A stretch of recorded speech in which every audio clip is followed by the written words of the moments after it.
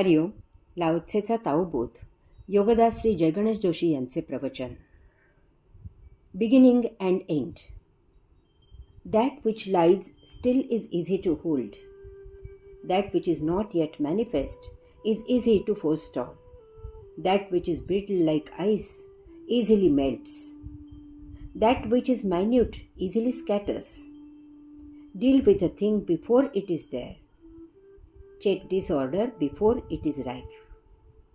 A tree with a full span's girth begins from a tiny sprout. A 9-storied terrace begins with a clod of earth. A journey of 1,000 li begins at one's feet. सुरुवात आणि शेवट. जे अजून सुस्त पडून आहे ते पकडायला सोपे आहे. जे अजून जाहीर झालेले नाही त्याचे निवारण करणे सोपे आहे. जे बर्फाप्रमाणे ठिसूळ आहे ते सहज वितळू शकते. जे खूप लहान आहे ते सहजच पसरले जाते. गोष्ट उद्भवण्याआधीच तिचा निपटारा करा. अराजकता फैलावण्याआधीच तिचा बंदोबस्त करा. एका इवल्याशा अंकुरापासून सुरुवात होऊन झाड छानपैकी डवरते. एका मातीच्या ढेकळापासून सुरुवात होऊन 9 मजली इमारत उभी राहते. हजारो टप्प्यांच्या प्रवासाची सुरुवात एका पहिल्या पावलाने होते. महाग डुलकी. आपल्याला नको तेव्हा एक छोटीशी डुलकी लागते आणि त्यामुळे आपले फार मोठे नुकसान होते. काही वेळा कदाचित कधीही भरून न येणारे असे नुकसान होते. ही छोटी काही अल्पावधीची डुलकी आपल्याला फार महाग पडते.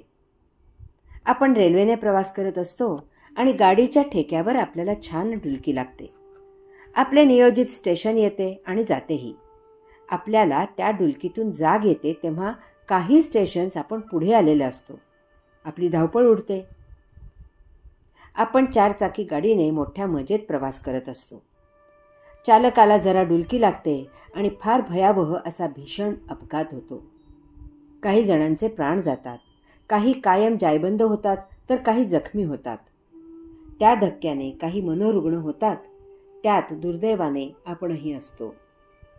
कधीकधी संपादक महाशयांना डुलकी लागते. मग काय, श्रीमानांच्या फोटोखाली श्रीमतींचे नाव छापले जाते आणि श्रीमतींचे फोटोखाली श्रीमानांचे नाव छापले जाते. 100 साजरी करणाऱ्याचा फोटो मैतांच्या यादीत छापला जातो. दुसऱ्या दिवशी खुलासा करता करता नाकी 9 येतात.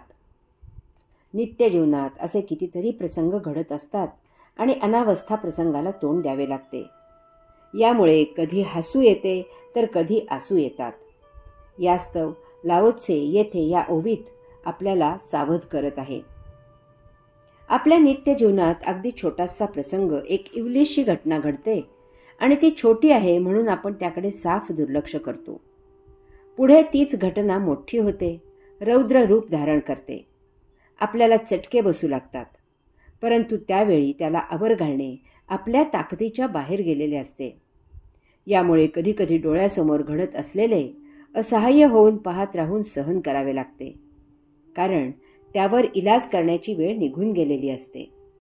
जखम झाल्या झाल्या मलमपट्टी करावी लागते. रोग झाल्या झाल्या औषध घ्यावे लागते. तरच काही उपाय होऊ शकतो. आपल्याला वाटते की एवढेसे तर आहे, यात काय एवढे मोठेसे, होईल आपोआप बरे. त्यातून बरे वाटले नाही तर पाहू औषधाचे. परंतु तीच छोटी जखम चिघळते. तोच छोटा रोग शरीरात फैलावतो. मग त्यावर उपाय करणे अशक्य झालेले असते. जहाजाला छोटे छिद्र पडते. ते त्वरित वेळीच बुजवावे लागते. तसे केले नाही तर ते छिद्र मोठे होत जाते आणि संपूर्ण जहाज पाण्याने भरून जाते, बुडते. आग छोटीशी असते तेव्हा ती वाऱ्याने विझवता येते. परंतु ती आग मोठी झाली आणि वारा घातला तर वारा तिला आणखी आणखी मोठा करतो. सर्व जळून भस्मसात होते. दारूचा पहिला घोट, तंबाखूचा पहिला झुरका, नको त्या जिन्याची पहिली पायरी आयुष्यातून उठवते. शुभमंगल सावधान. लाओत्से आपल्याला या छोट्या परंतु अंतिम महाग होत असलेल्या डुलकीतून सावध करत आहे.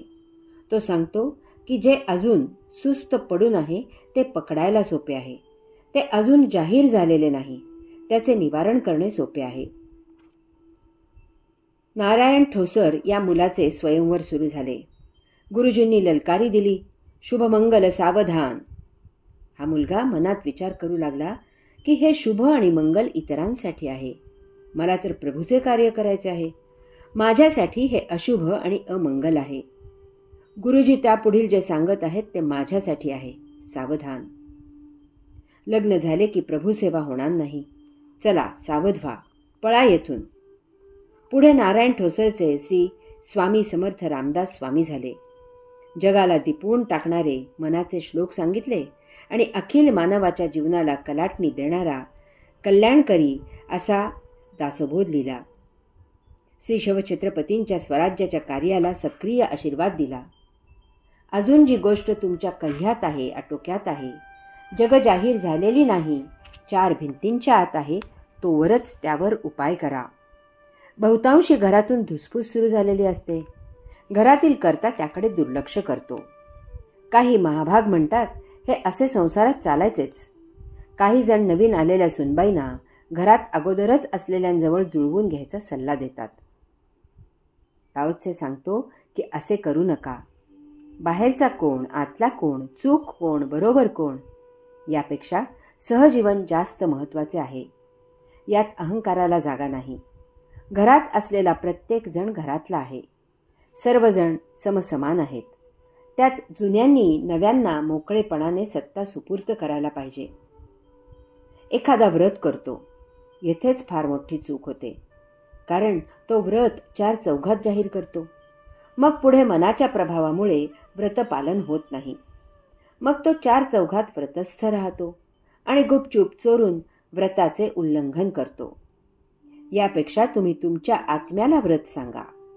व्रताचा आत्मबोधाने स्वीकार करा, कारण तो सदा सर्वदा अंतर्बाह्य तुमच्या जवळ आहे. मग तुम्ही राजरोस किंवा चोरून व्रताचे उल्लंघन करू शकणार नाही. स्वतःचाच निग्रह महत्त्वाचा असतो. बाकी निग्रह तकलादू असतात. त्यामधून मार्ग काढून दूर जाता येते, परंतु स्वतःचे स्वतःला फसवणे अशक्य असते.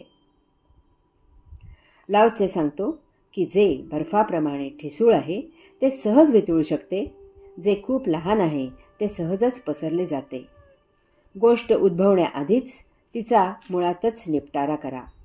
अराजकता फैलावण्याआधीच तिचा बंदोबस्त करा. अनेक वेळा आपल्याला अराजकतेची चाहूल लागते. आपण एखाद्या भावविश्वात अलगद अडकतो. ते कीटकाने कोळ्याच्या जाळ्यात अडकणे आहे हे जाणा. त्यावर विचार करा. लगेच शांत स्थिर बसा. एकांतात स्थित व्हा. त्यामधून बाहेर आलात की जो विचार होतो तो पक्का करा. भावभावनांना मुरड घाला आणि त्याप्रमाणे प्रत्यक्ष आचरण करा. तेच तुमच्या फायद्याचे असते. हरि ओम.